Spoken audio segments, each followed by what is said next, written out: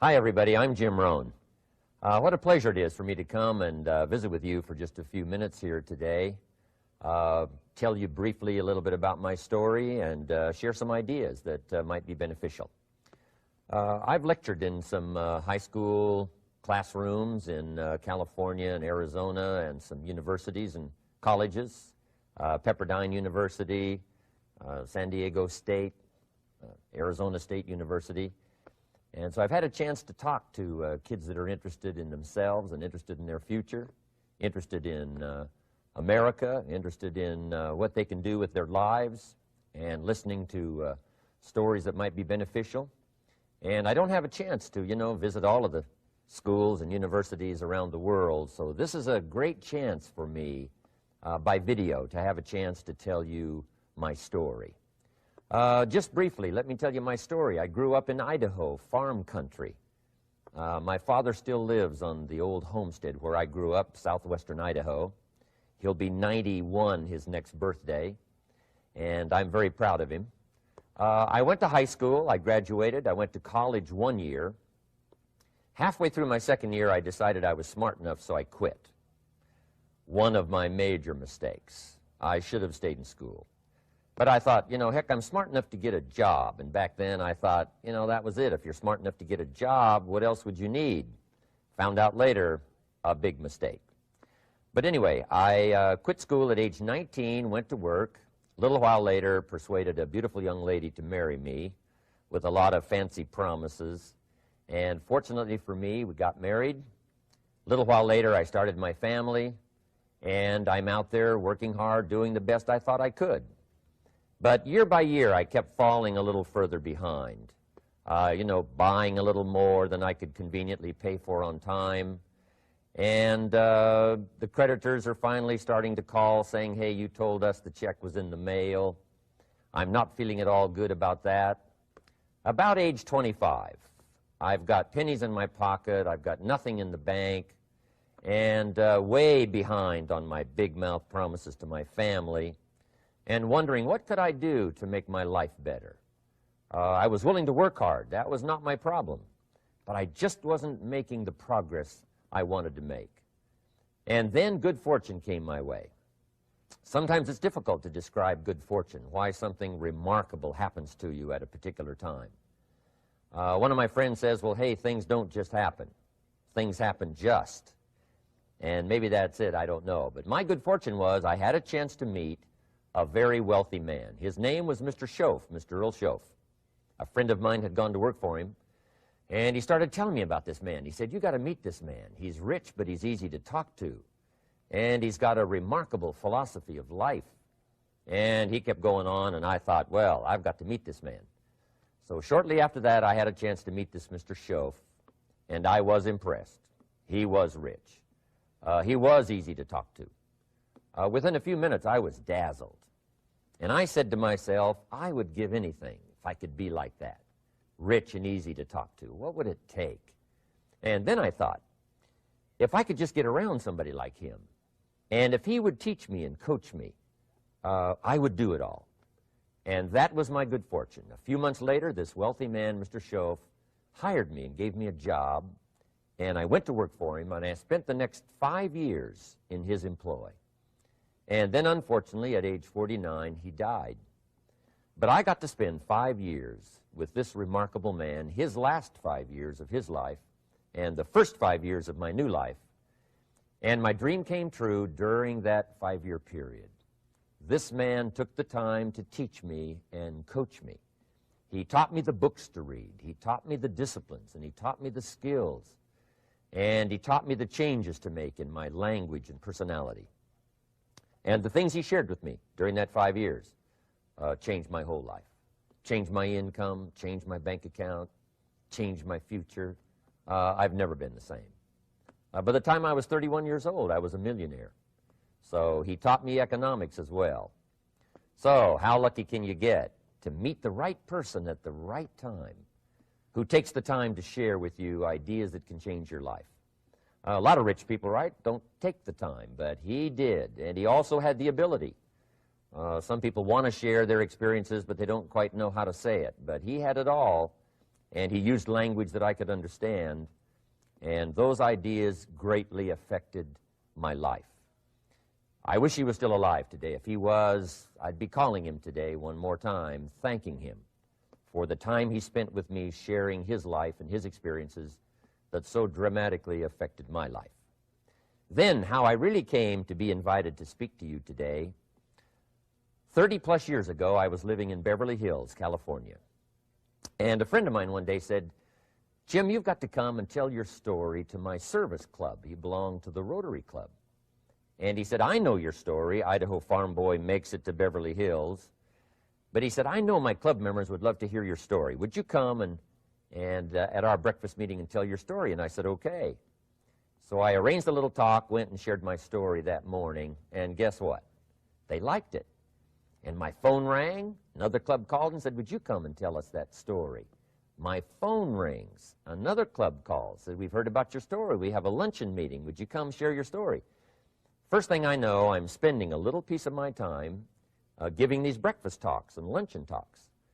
And then one day, a man who heard my talk about 3 times said, "Would you come and talk to my management and salespeople?" He said, "I've got this little company going, and he said, if you would spend some time talking with my management and salespeople, I'd be happy to pay you." And I thought, wow, wouldn't that be something?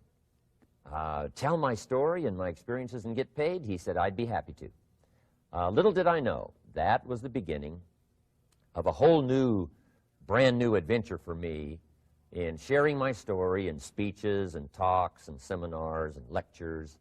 And now this business, become one of my most flourishing enterprises, takes me around the world. I went to many countries just this year, had my largest audience early this year in Spain, 12,000 people, 10 different languages being translated at the same time, the whole audience with the earphones on.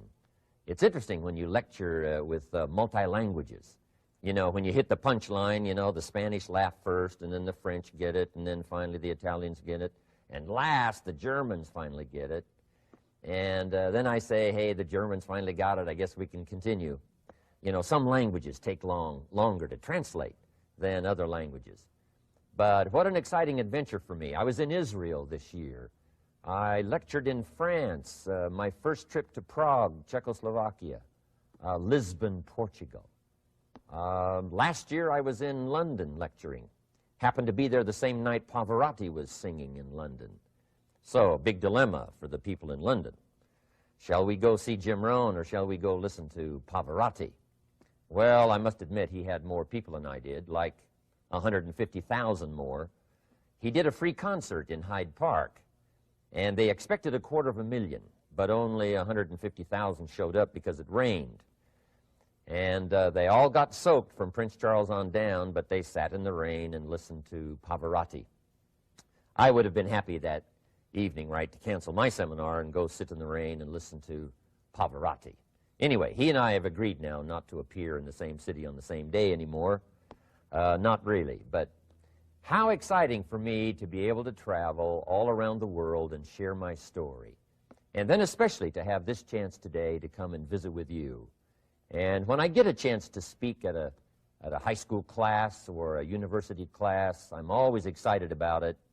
I'm limited in time, so I wanted to use this way to come and share my story with you and some ideas that might be helpful in your career for the future, in your now busy life as a student, and then wherever you find yourself in the years to come.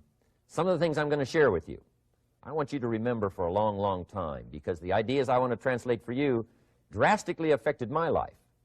And if I can share now and affect your life, and you write me a letter or tell me in person someday, "Mr. Rohn, I listened to your video and I watched it carefully, and sure enough, some of the ideas that you shared greatly affected me, and here's what's happened to my bank account, here's what happened to me in school, here's what's happening to my future," that'll give me great, great satisfaction. So the man who shared with me ideas that changed my life, I want to share with you 3 of those basic subjects. When I met him, I was 25 years old, and when I first got acquainted with him, I used a lot of excuses as to why I wasn't doing well. And he said, well, tell me a little bit about your story. And I told him, you know, I was behind on my bills, had pennies in my pocket, nothing in the bank, that I was embarrassed about being behind on my big mouth promises to my family. And then he gave me one little simple phrase that really forever changed my life. And here's what he said: Mr. Rohn, if you want the future to change for you, you've got to change. And he said, if you don't change, the next 6 years of your life is going to be just like the last 6. You'll still be behind on your bills. You'll still be behind on your promises. But then he gave it to me in the form of a promise. When I was 25 years old, I've remembered it all these years, and I've shared this promise now with probably over 3 million people in the last 30-plus years. And it's going to be valid for you, so listen carefully to this promise. My teacher said to me, young man, if you will change, everything will change for you. If you will get better, everything will get better for you. What a clear message that was for me.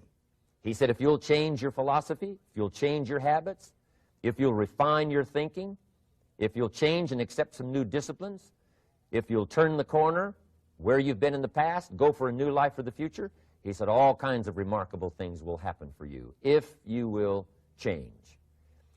Before I met Mr. Schoaf, I used to cross my fingers and say, I sure hope things will change. I was hoping the government would change and the tax structure would change and that my boss would change and pay me more money. I was hoping that, you know, economics would change and prices would come down. And I was hoping that circumstances would get better. And then I discovered from my teacher that those things are going to continue the same. In fact, all of those things that happen to us is kind of like the wind that blows. And the wind blows on us all. In fact, in America especially, the last 6,500 years of recorded history, we've got probably the most favorable wind that's ever blown. Economics and circumstances, living in a free country, democracy and freedom, an excellent economy. Sure, we struggle at times, but compared to the rest of the world in the last 6,500 years, we've got the best wind ever. But if you just let the wind blow, I'm telling you, it won't take you where you want to go. All of us must use this wind to take us to the dreams we've got, to the equities we want, to the money we want, to the income we want, and to all the things we want our life to have. This is where we want to go, and we've got a good wind, but we must not leave our future just to the wind, just to the economy, just to the structure of the way things are happening today. Here's what we must learn to do, and that is set a good sail. And if you'll learn to set a good sail, and that's what my teacher taught me in those early days. He said, Mr. Rohn, the wind is going to blow however it's going to blow. Politics are going to be politics, and the economy is going to be the economy. And however it turns out, that's the way it's going to be. What you must learn to do is not to wish for a better wind. That's naive. The key is to wish for the wisdom and the skills and the learning so that you can set a better sail. And so that's what I did at age 25. I went to work not on the economy. I went to work not on the community. I didn't go to work to try to change the government. I didn't go to work to try to change my boss or the company. I didn't go to work to try to change circumstances. I went to work to try to change myself. And I picked up that promise my teacher shared with me, that if I would change, my income would change. If I would change, my bank account would change. If I would change, my future would change. And sure enough, his promise came true for me. The first 6 years of my economic life, I wound up broke. Those pennies in my pocket, nothing in the bank, behind on my promises. The second 6 years of my economic life, I wound up rich. But interestingly enough, the second 6 years of my economic life, the government was about the same and the economy was about the same. You know, the companies were about the same. What they paid was the same. Circumstances around me were the same. You know, my negative relatives were the same. But I was not the same. That's how my life changed. And that's how things started working for me, changing my life all those years ago. So that's what I wanted to share with you to begin with, this beginning of what Mr. Schoaf shared with me, that if I wanted my life to change, this was what I was going to have to do. And so he broke it down into 3 subjects that really made an impact on my life, and I want to share those with you. The first subject he called personal development. And the second subject he called setting goals. And the third was how to become financially independent. And I'd like to give you just a few clues from those three major subjects that so dramatically affected my life. And let's get started. The first one is personal development. Now, in illustrating personal development,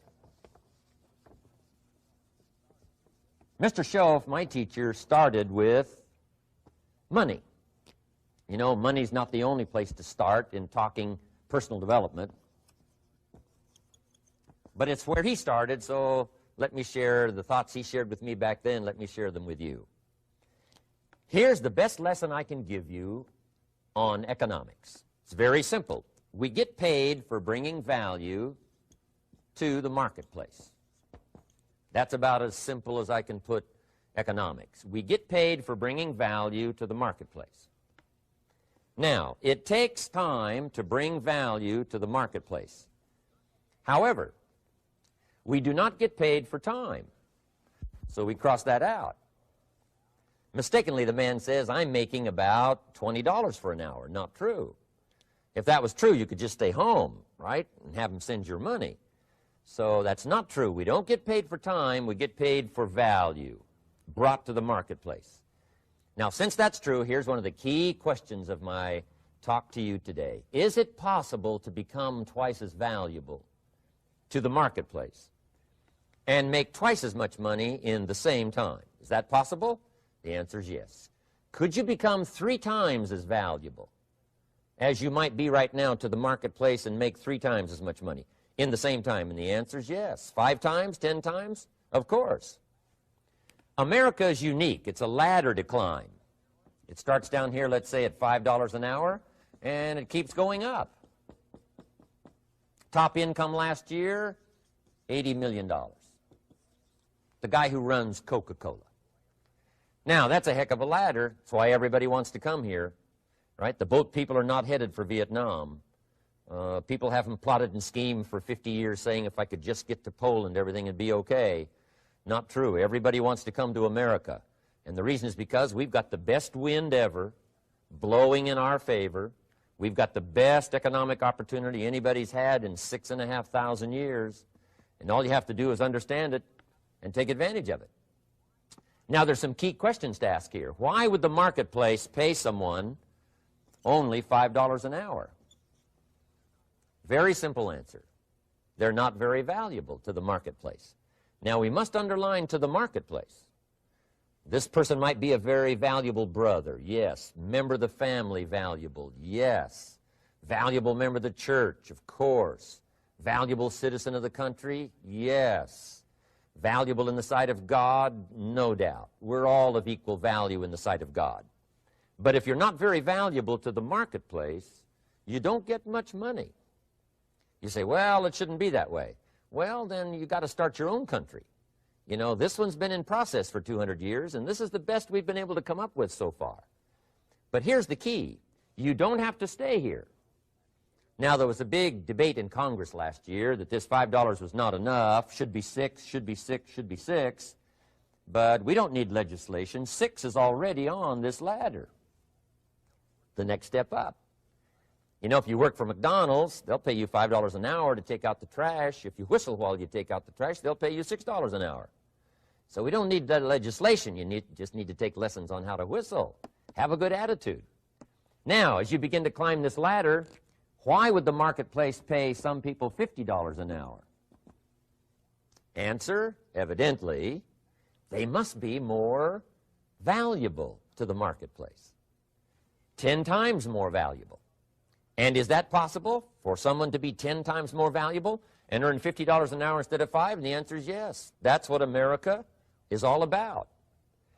Now, why would the marketplace pay some people $500 an hour? Evidently, this person must be much more valuable to the marketplace.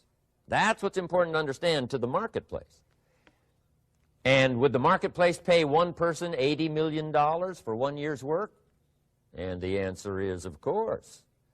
If you helped a company make $1 billion, would they pay you $80 million? I'm telling you, it is possible.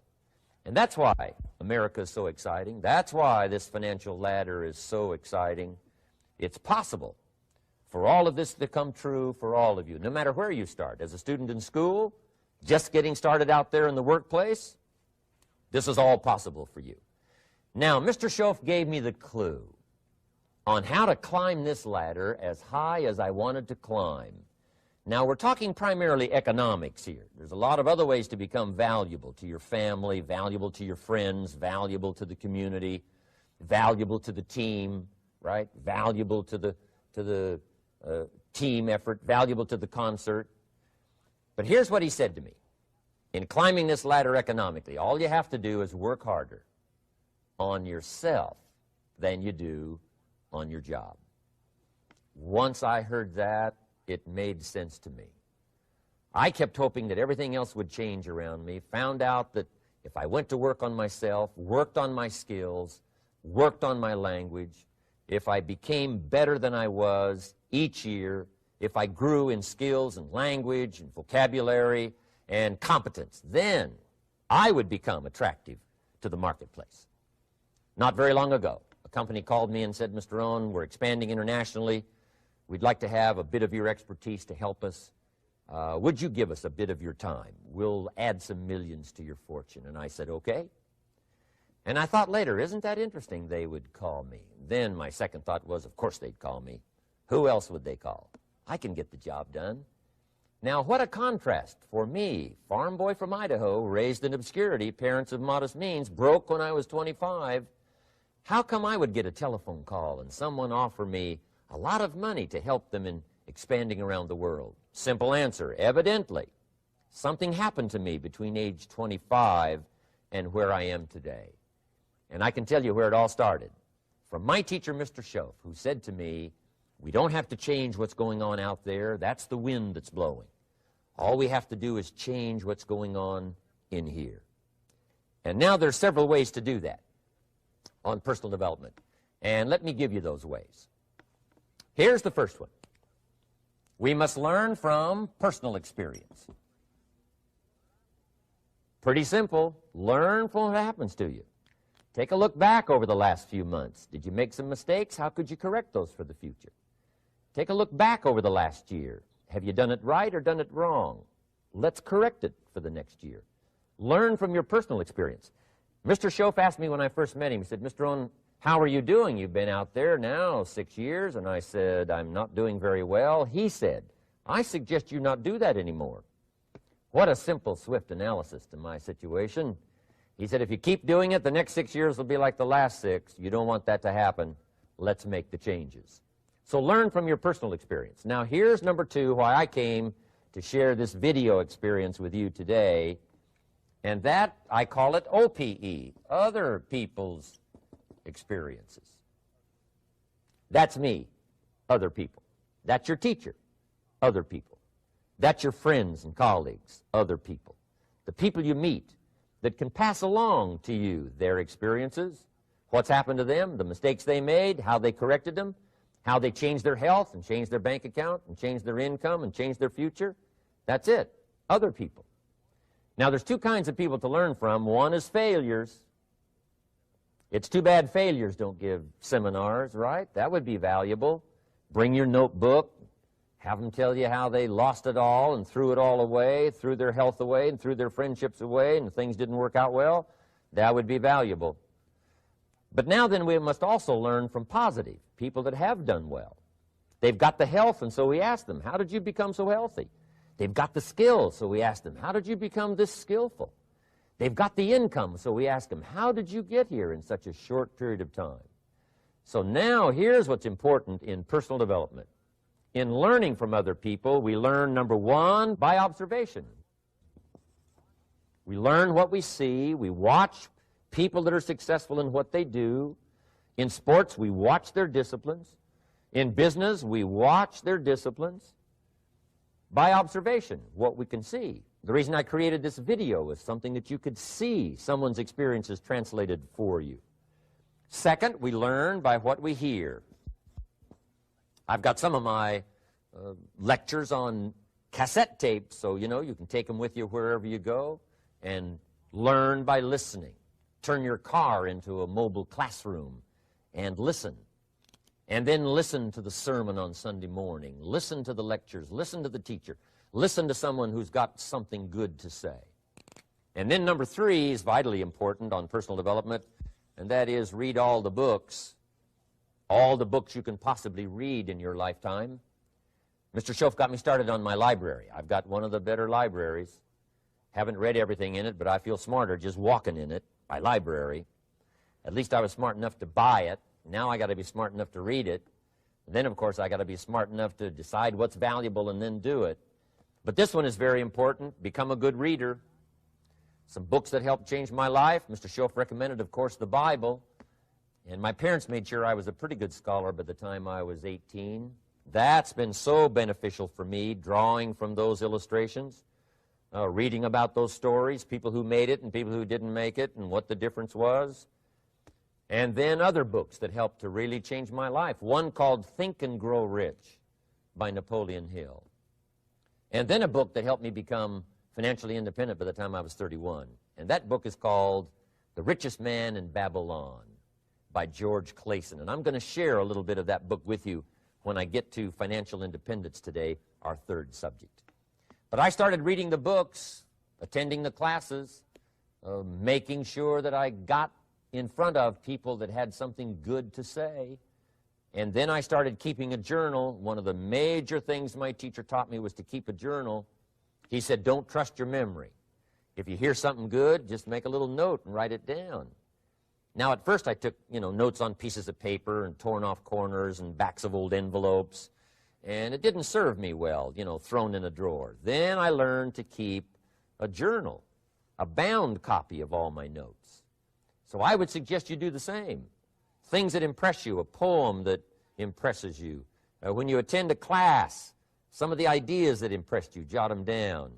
You read something in a magazine, right? Some ideas. Take those out, put them in your journal. Keep a good journal the rest of your life. This will serve you well. My journals make up a significant portion of my own library.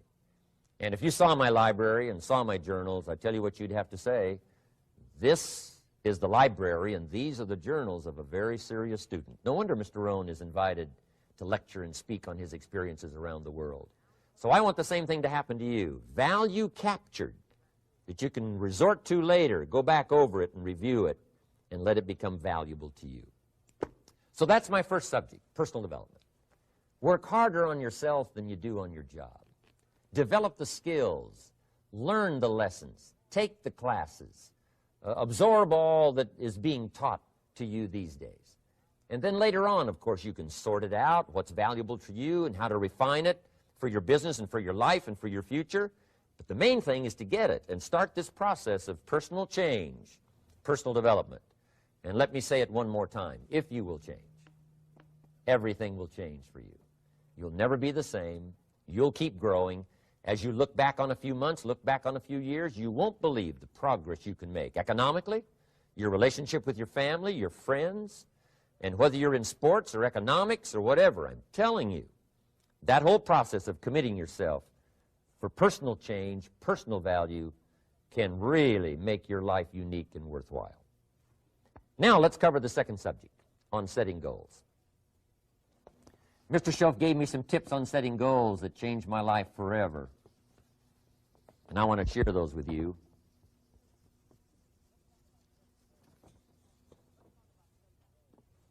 So let's talk about setting goals, and I also want to tie it to personal development, and you'll see how I'm going to do it as I progress here. Setting goals. We need to take a look into the future. There are 4 things to consider in terms of attitude. One is how you feel about the past. Best advice I can give you on that is treat the past as a school. Let it teach you the mistakes you've made, the things that went wrong, the things that didn't work. Don't use the past as a burden to carry, and don't use the past as a club to beat yourself to death. past losses, past failures, past mistakes. But let the past be a school. Tough school maybe. We've all been through some tough stuff. So if you feel good about the past, draw from it for experience and let it teach you. Then next is how you feel about the future. We've got to have the future well designed. The future is called the promise. And here's what we teach in our leadership series. The promise of the future can be an awesome force for your own future. The promise of the future, designing the future. There's two ways to face the future. One is with apprehension, and the other is with anticipation. I promise you, in my travels around the world, most people face the future with apprehension. And here's why. They don't have it well designed. They've sort of left that up to someone else to fix. But here's the best way to face the future, with anticipation. And you can face the future with anticipation if the future is clear, if the future is well designed. And I would like to have you consider some thoughts with me that help me to really change my future by giving it some thought and some consideration. And here it is. In setting goals, it's very simple. Number one, decide what you want. You just take a little time. You sit down and say, what do I want? What kind of skills do I want? What kind of income do I want for the future? What would I like? Where would I like to go? Places I'd like to visit. Habits I'd like to acquire. Skills I'd like to have. You just take a little time to think about what you want. Economics, friendships, people you'd like to meet, places you'd like to go. You just take some time. And then I suggest, when you've thought about what you want for the future, make a list. Just jot it all down. It's really a very simple process. And then here's number three. Keep all the old lists. I'm telling you, this served me so well, keeping my old list of goals. I look back now 10, 20 years ago at goals I set, lists I made, and I smile now because here's what I thought was so important, 20 years ago. Now some of those things aren't even on my list. I've got a new list. I've grown. I've changed. I've matured. But I give you that advice. Decide what you want. Number two, write it down. Number three, keep the old lists. And then here's number four. When you get something that's on one of these lists, check it off. Part of the fun of having a list is checking it off.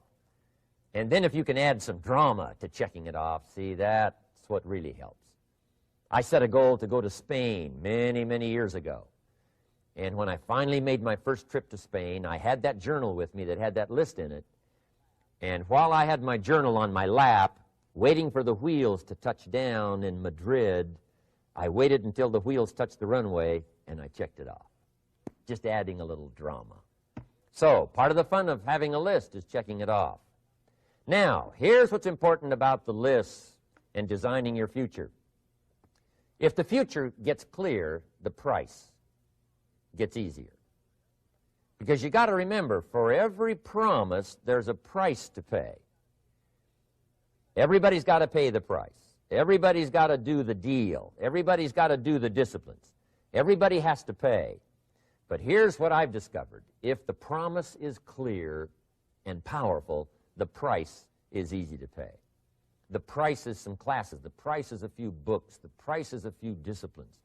The price is finding something that'll make your life better, make you grow, make you change, make you develop. So the first part of the key is to design the promise. Then, what is the price to pay? I'm telling you, the price will be easy. Anybody in my audience can pay it, no matter where you are, where you come from. Color doesn't matter, religion doesn't matter, where you grew up doesn't matter, circumstances don't matter. I'm telling you, if you'll make the promise of the future clear for yourself, the things you want, the places you want to go, the things you want to have, the person you want to become, the skills you want, the homes you want, the future you want, the friends you want, all of the values of life that you could possibly want. If you'll make that clear, make those lists, and be serious about it, I promise you it's an easy price to pay. Anybody can pay it. And the best advice I can give you is, if I can do it, you can do it. Farm boy from Idaho, raised in obscurity, I changed my life, turned it upside down, turned it all around, found economics, found future, found promise, and if I can do it, you can do it. So, start setting your goals and see if you can't get a better excitement going for the things you want to accomplish for the future. Now here's my third subject, and that's called financial independence. Oh, by the way, before I get to financial independence, let me cover one more point. One of the major reasons for setting goals is for what they make of you in achieving them.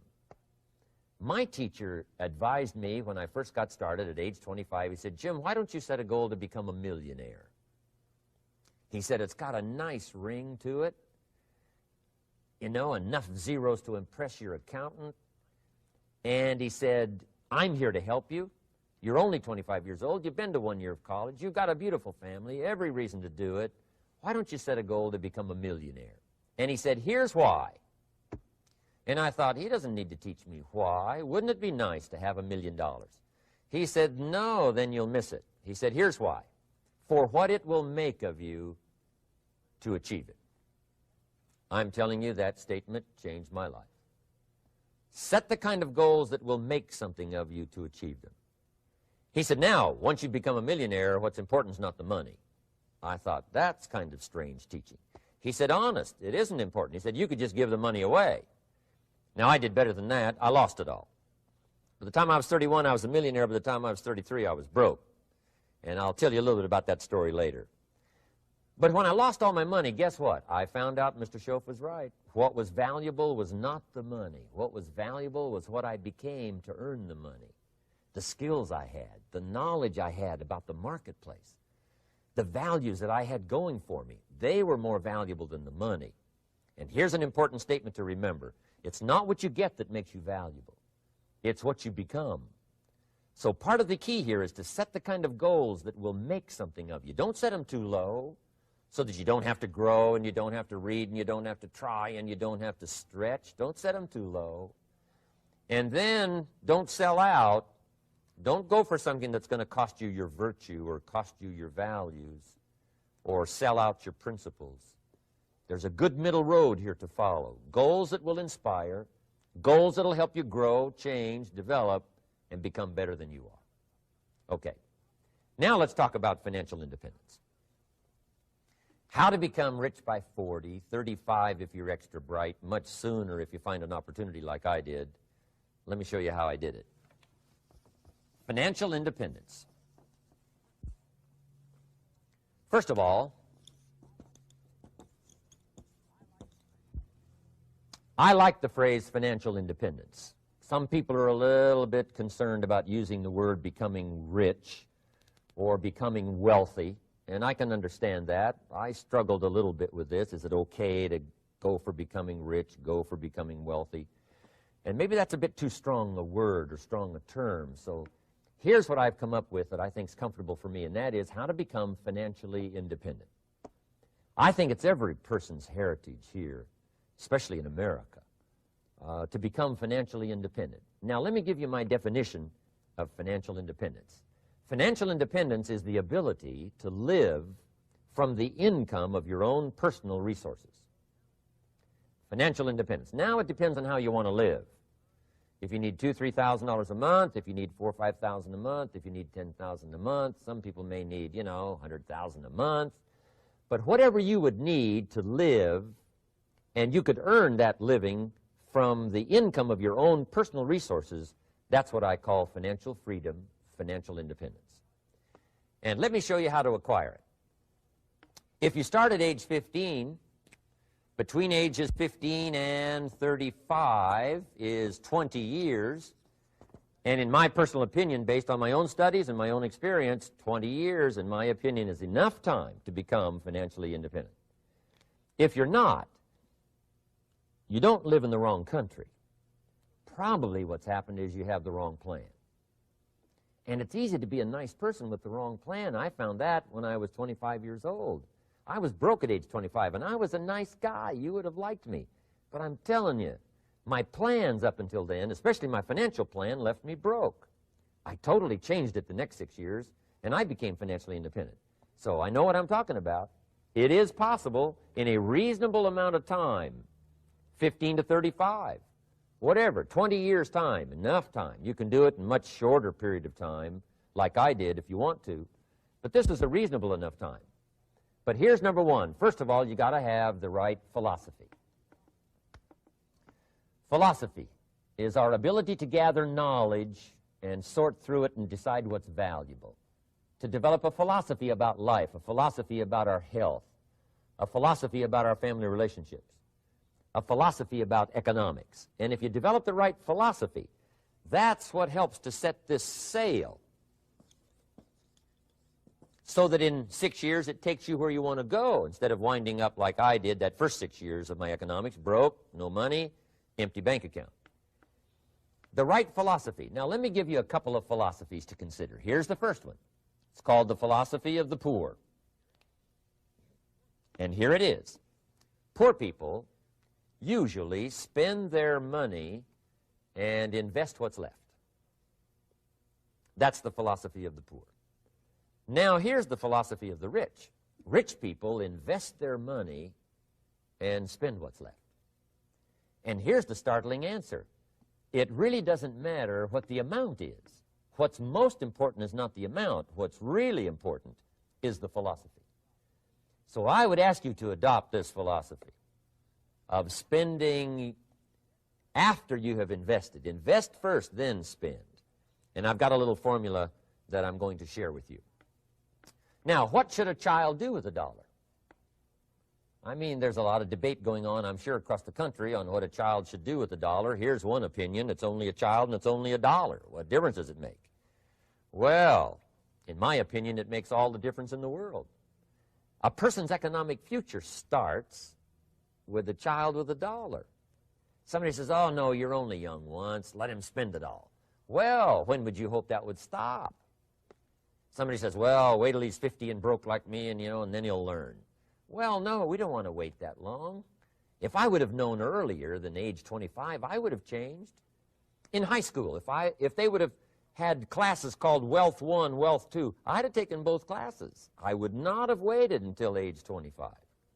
So, the earlier the better. So, what should a child do with a dollar? Here's the simple premise to begin with. Don't spend it all. And if a child wants to spend the whole dollar, you got to say, hey, don't spend it all. Don't spend it all. They'll say, why not? It's my dollar. I earned it. You say, I know you earned it, but don't spend it all. They'll still say, why not? Say, let me show you why not. So you put them in your car, take them to the other side of town, and show them where people live that spend the whole dollar. You just drive them around. Kids learn best by visual. Just drive around and say, would you like to live here? Kid says, no.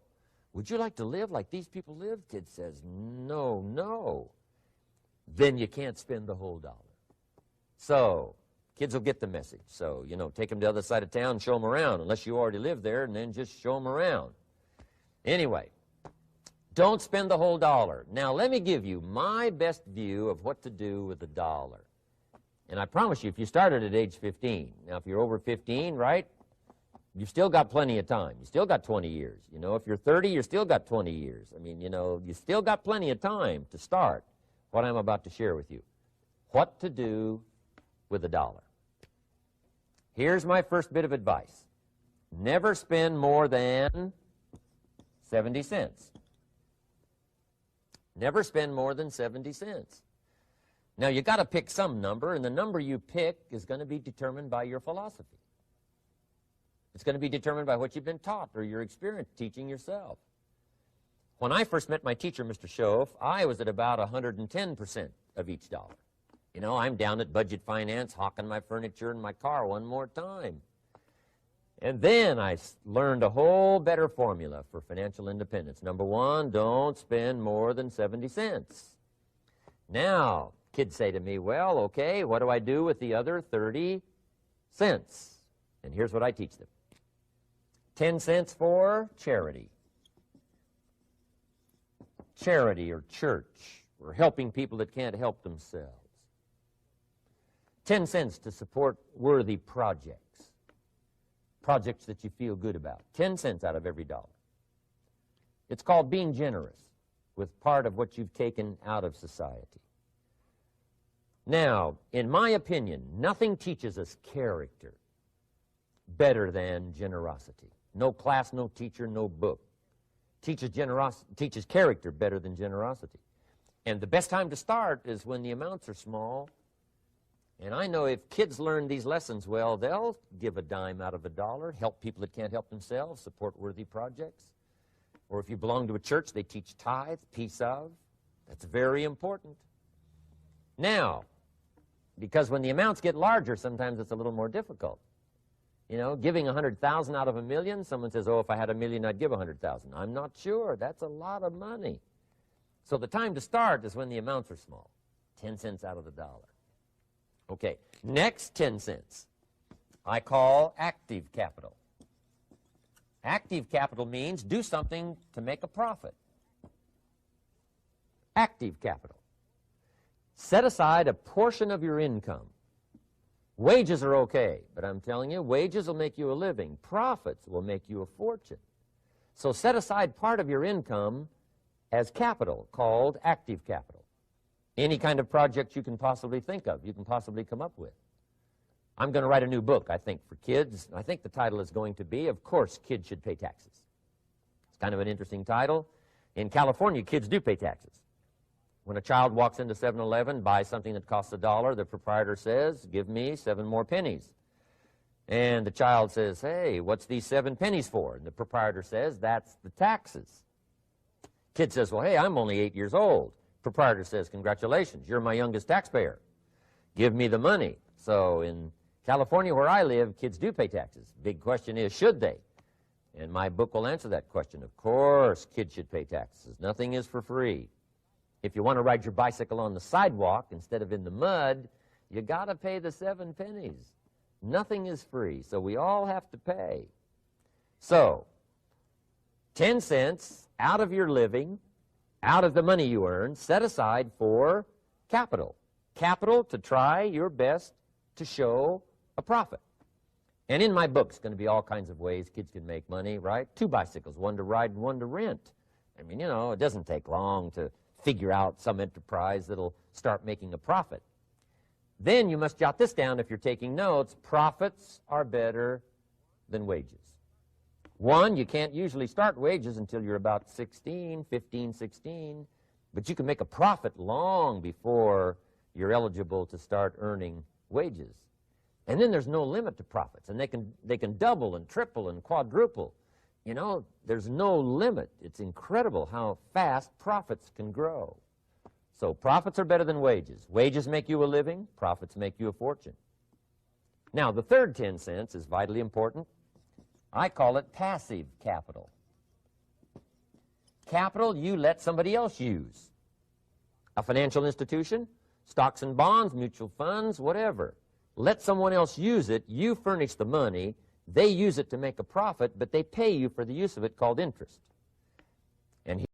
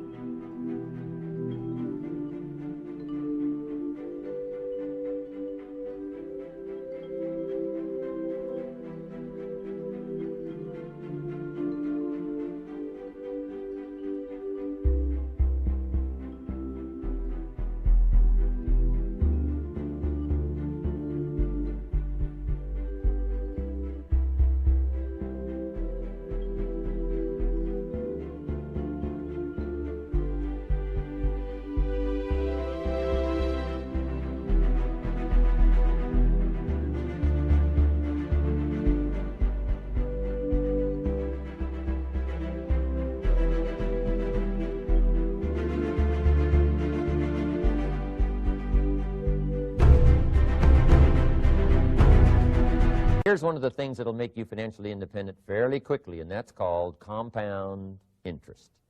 And this is how you get it. Letting someone else use a portion of your money, your substance. They show the profit, they pay you interest. And this passive capital, I'm telling you, over a sustained period of time, if you'll develop this little 10, 10, 10, and 70, especially starting at age 15, I'm telling you, by the time you're 35, you will be financially independent. You'll have the ability to live from the income of your own resources. And then one more point on passive capital. There's a Bible philosophy. I'm an amateur on the Bible. But there's a Bible philosophy that teaches the borrower is servant to the lender. And if you want to be in a powerful position as you grow older, finally when you become mature, maybe have your own business, things have worked out for you for the future, the position you always want to be in is the power position, and that's called the lender. The lender is the power position. So if kids learn early enough, and then you ask them what they'd like to be when they grow up, I'm telling you, once they understand, they'll say, well, one of the things I want to be is one of those lenders. That's the power position, not the spender. No, you'll be pitied the rest of your life if you just become a spender. You got to become a lender. And I think this is one of the formulas to follow. 10 cents out of every dollar. Let someone else use it. Be the lender, power position. Then try to show a profit. Can't we teach our children how to take $1, search the neighborhood, find a broken wagon, pay $1 for it, bring it home, you know, clean it up, sand it until it's clean, paint it red till it shines, straighten out the wheels till they're true, take it back to the neighborhood, sell it for $5? Anybody can do that. Now, does the child deserve $4 profit? And the answer is yes. Society now has a mended wagon. And that's what America's all about. Finding something, touching it, making it better, making a profit, taking part of your resources, helping people who can't help themselves. Let someone else use it to make a profit. Some projects require more capital than one person has. Exciting. And then let them pay you for the use of it. America's had this philosophy now all these years. Communism has taught all these years capital belongs in the hands of the state, not in the hands of the people. We've been teaching all these years capital belongs in the hands of the people, not in the hands of the state. And we turned out to be right. Capital in the hands of the kids, capital in the hands of the people. Enterprises that make a profit, enterprises that grow. It's the hope of our future. So that little simple formula, I hope, will help you. Now, one more key on financial independence, and that is attitude. Attitude. Here's number one. I used to say, I hate to pay my bills.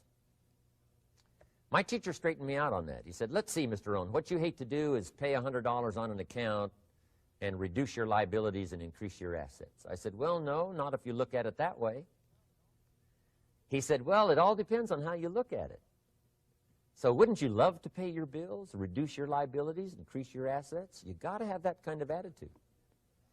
I found out the same attitude about taxes. I used to say, I hate to pay my taxes. And Mr. Shove said, well, that's one way to live. But don't you understand? Taxes is how we care and feed the goose that lays the golden eggs. Wouldn't you want to do your share? Someone says, yes, but the goose eats too much. Probably true. But hey, we all eat too much. We all need to go on a diet. Better a fat goose than no goose. So I finally became a happy taxpayer. Now, I think taxes are too high, so I'm working to get taxes lowered for our economic future. But then whatever they turn out to be, I gladly pay and do my part, because that's what makes the whole system run, each of us doing our part. Now, I want these three subjects to be valuable for you. I want them to have meaning for you. I want you someday to be financially independent. I want you to have the personal development so that you feel good about yourself. If I had a chance to meet you someday, I'd like to have you show me the list of goals that you got started and say, Mr. Rohn, here's some I've already checked off. Here's the books I'm reading. Here's what's happened. I'm developing the skills. I'm better this year than I was last year. I've got more self-confidence. My skills are developing. That's what I want for you, and that's why I took the time to come and share in this video message with you. I do seminars all around the world, but this is one way that I can reach out and touch you in case you can't come to my seminars, wherever I am. Maybe this video will reach you somewhere, and it'll have an impact on your life. And what I'd like to do is later hear about it, a letter, phone call, or to have a chance to meet you in person. And now I'd like to leave you with these 4 questions called questions to ponder. These questions were valuable for me, and I want to make them valuable for you. Here's the first one, why? We all ask why we should work this hard, why take that many classes, why go to school that many years, you know, why take the notes, why read the books, why work that hard, why put yourself through the push-ups and the disciplines, why? Good question, why? Best answer to why, I think, is the second question. Why not?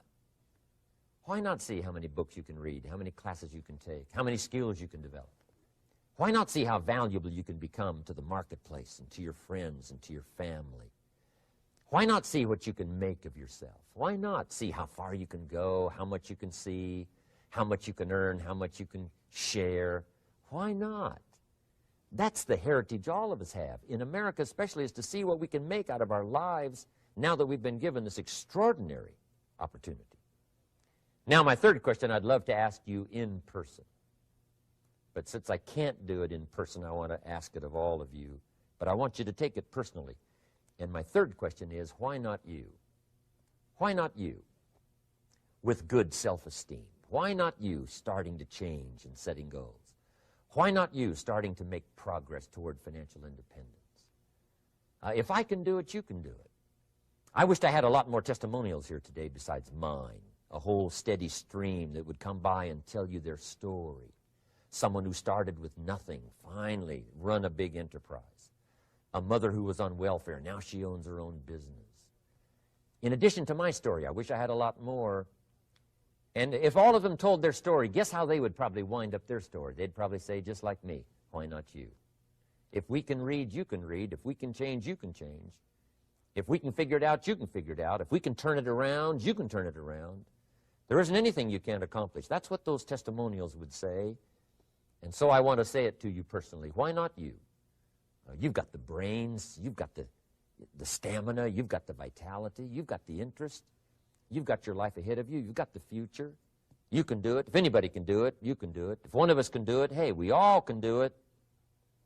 And now here's my last question. Why not now? This is a good time as the 20th century starts to wind down, a few more years as we get ready for century 21. What a good time to set your goals, work on yourself, work on your skills. What a good time to get it together. What a good time to start this process. Personal development, growing, changing, developing, having a good plan for your money and for your life and for your future.